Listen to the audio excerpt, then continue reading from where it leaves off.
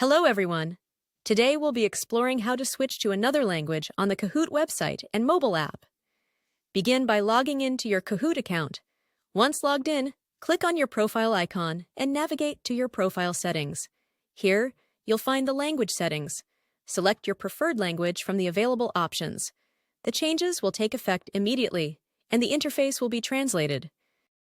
If you don't have an account but are on the main page of Kahoot.com, navigate to the right corner and click on the language symbol to change the language.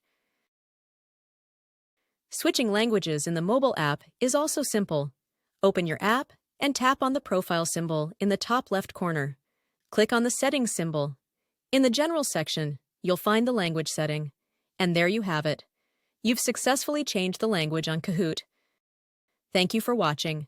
Remember to comment, give a thumbs up, and subscribe to our channels for more guides. Enjoy Kahooting!